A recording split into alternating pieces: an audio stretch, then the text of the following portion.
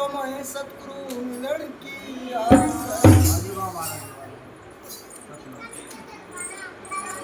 बड़ा हुआ तो क्या हुआ रे जैसे पेड़ खजूर, बड़ा हुआ तो क्या हुआ रे जैसे पेड़ खजूर, उन पक्षी को छाया मिले न फल लगे घंटूर।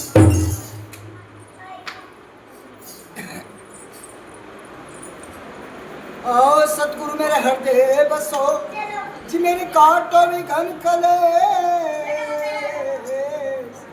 ज्ञान ध्यान के कारण में तो राखुया घन सन।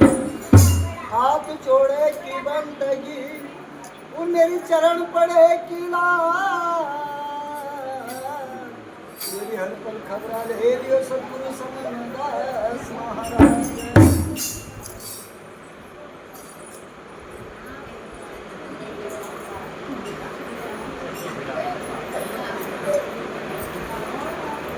तने तो मेरा पिया मोलिया है,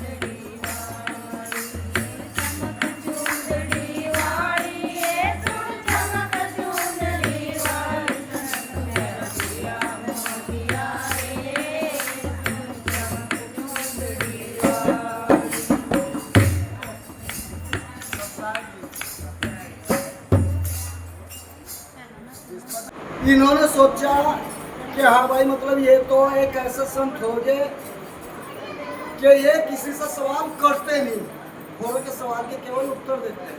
ये तो बहुत महापुरुष होते हैं, महासंत होते। गुरु गोरखनाथ, कबीरदास, ठीक है जी, नानक देव, ये गुरु जी के स्थान पे आते हैं। और गुरु जी जो है उन्हें चलते चलते पैदल यात्रा का भ्रमण होता था। चलते चलते इन्हें शाम हो जाती है। कुछ थोड़ा समय बचा इनके पास में जो वहाँ सत्संग में बैठ सके, और गुरु जी सत्संग फरमा रहे थे। तो तीनों संत अपना सत्संग की पंगत में बैठ गए, सत्संग सुना।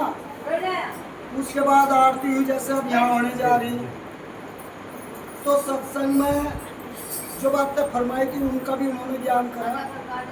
सभी संगत उठकर प्रसाद लेकर चली गई अपने घर को। तो तीनों संत बैठे रहे।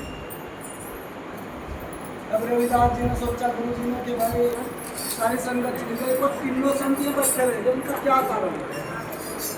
महापुरुषों के संत ये बताओ, सभी संगत अब अपने घर चली गई प्रसाद ग्रहण करके, और आप बैठे ही। आप अपना उद्देश्य बताओ, परिचय दो, कहाँ से आए हो, क्या काम है, क्या कारण से बैठे रहे?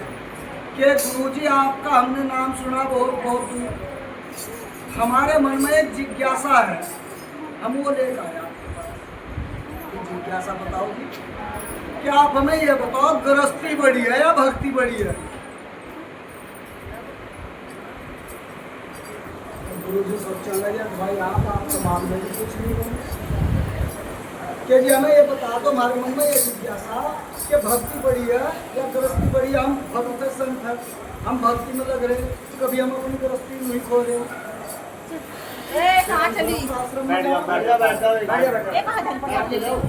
उसके बाद में होता है क्या, गुरु जी बैठ जाओ, थारे ही काम आने वाली है, इसका निचोड़ देखियो तुम, बहुत बढ़िया काम होगा के जी। इसके लिए तो आपको रात को ही रुकना पड़ेगा। कोई बात नहीं, हम तो संत रुक जाए नहीं। शाम का प्रसाद तो खा लिया था, भोजन कर ही लिया था सत्संग के प्रसाद का, अपना विश्राम कर दिया, उनका इंतजाम कर दिया। कोई बात नहीं। जैसे ही सुबह हुआ, अब जंगल दिशा जाकर हाथ मुँह धोना, फ्रेश हुए, अपना रविदास जी की जो है भोजन की कतार में बैठ गए, संतुल भी बैठ गए। माँ ने जो है 4 थाल परोस से, अब कुछ तो रात की खीर बची हुई थी, सत्संग की ठंडी खीर थी, वही परोस थी। तीनों संतों में तो खाने लगे। रविदास जी जैसे थाली पर बैठे, थाली के सामने प्रसाद का हाथ लगा तो जुट गई, हाथ झटका जैसे बहुत गर्म हुआ। माँ नोना देख रही थी बैठी, तुरंत के तुरंत पंखा लेकर आ गई उनके घर और हवा कर। तीनों संत जो सामने बैठे थे वो भोजन ग्रहण कर रहे थे।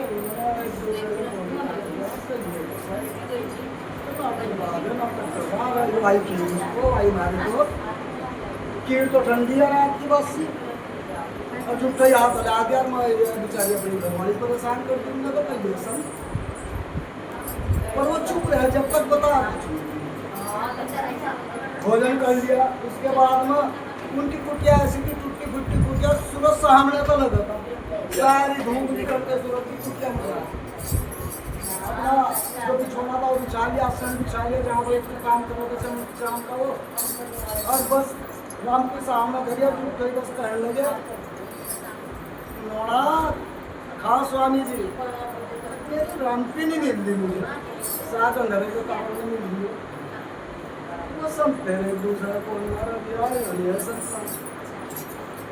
तो बेकार पढ़ाई दिया जो है, तो अपनी घरवाली को परेशान कर रहा, राम के सामने धरी, कोई नजर कमजोर नहीं है। कोई बात नहीं, वह बेचारी तुरंत के तुरंत पहले दिए जलाते थी, दीपक जलाया, तुरंत के तुरंत वहाँ लेकर आए राम के देवी ठाकुर। अब गुरु गोरखनाथ कहने लगे कि महाराज हमने तो थारी बहुत बड़ाई सुनी थी, बहुत नाम सुना था दूर दूर तक, हमें तो बताओ, तुम तो अपनी गृहस्थी को परेशान कर रहे, करी तुमने भोजन पकड़ा, वो तो खीर रात की माल को भी आई, खाने को नहीं, तुम गर्म होने का नाटक करे तो परेशान। उसके बाद में अब रामपी के लिए तुमने वो परेशान करी, रामपी थारे सामने रखी कि यही आपके सवाल का उत्तर है। आपने जिज्ञासा रखी कि मेरे सामने, हमारे मन में जिज्ञासा के भक्ति बढ़ी है गृहस्थी, अगर गृहस्थी हो ऐसी तो गृहस्थी बड़ी है, अन्यथा भक्ति बड़ी है। आप क्या सोच रहे हैं मेरा नाम ऐसे ही गूंज रहा है? इसी मेरी नारी नहीं मेरा नाम गूंजवा रहा, क्या क्या उसकी सेवा कार तो ही आई है, या तो मेरी भी सेवा कर रही है। अगर पत्नी ऐसी हो तो भाई गृहस्थी बड़ी है। तो आप में जितने भी, मैं भी गृहस्थी हूँ, आप सब भी गृहस्थी होंगे, जहाँ है ना, जो बेचारे बच्चे हैं उनका तो कहना नहीं, पर आप भी गृहस्थी होंगे। जिसकी गृहस्थी एक दूसरे से संयम रख के चलती हो, ठीक है भाई, वो कुंबे को मार नहीं खाएगा। और जिसका कुंबा एक दूसरे में संयम रख के चलता हो, वो मोहल्ले को मार नहीं खाने का। और जिसका मोहल्ला एक दूसरे से संयम रख कर चलता हो, पूरे गांव से मार नहीं खाने का। और जो गांव पूरे गांव से संयम रख कर चलता हो, पूरे देश से मार नहीं खाने का मुकाबला। ठीक है भाई, सत्संग का सिर्फ ही तक, ये सत्संग के माने ही तक सीमित है, ये आपके घर तक सीमित है। अपने पति की सभा में सब चलो, उन्हें भी अपनी सभा में चलाओ। हाँ, बहुत, मैं ये भी मानता हूँ कि बहुत से बेचारे शराबियाँ नहीं भी सुनते, पर औरत बहुत बुरी चीज़ है। अब तुम ये कहोगे कि बात तो तुम तो पढ़ाई करो, और तो क्या इतना बुरी बताने लगे? हाँ भाई, अब कहना भी जाएगा था। औरत मैं क्यों बुरी बता रहा? औरत इतनी बुरी चीज़ है कि कसई अड़ियल आदमी को वहाँ पे दिया। 52 मकरूबी होती हैं हर औरत में, पर अपने समय समय पर दिखाती है वो मकरूबी। अगर मैं क्या जाना है ना, मैं क्या जाना तो उसे चाहे 169 पट्टी लेनी पड़ी जाकर, वही मकरूबी आपके घर को बचा सकती है। अगर अपने पति को संभालने पर वही मकरूबी आप त्याग करो, तो आपके मर्द संभालने में कोई देर नहीं लगा है। ठीक है भाई, तो इतना ही कहना था कि भाई सत्संग की ही तक सिर्फ यहाँ आना गाना सुनना ही तक सीमित न रखो, इसको जो है मुझे घर तक सीमित रखो जी। अच्छा, घर से अगर आप अपने पति को कहोगे ना कि हाँ बाबूजी कहाँ गए थे, तो जो सुन रहा होगा ना वो भी नहीं सोचा कि यार ये बाबूजी वो है, दूसरा भी बाबूजी ही कहेगा। और आज तो अगर नहीं कह रहा ना तो भाई आज पानी भी ले गिरा, अब तेरा हाथ टूट गया, लेकिन ले जाना। तो दूसरा अगर सुन रहा तो उन्होंने कहा यार इसकी कोई होगा नहीं। तो भाई ये चीजें अपने घर तक सीमित रखियो, और घर से आगे अगर तुम्हें कहीं मौका मिले तो ये रिश्तेदारियों में भी वहाँ भी। ठीक है भाई, अच्छा।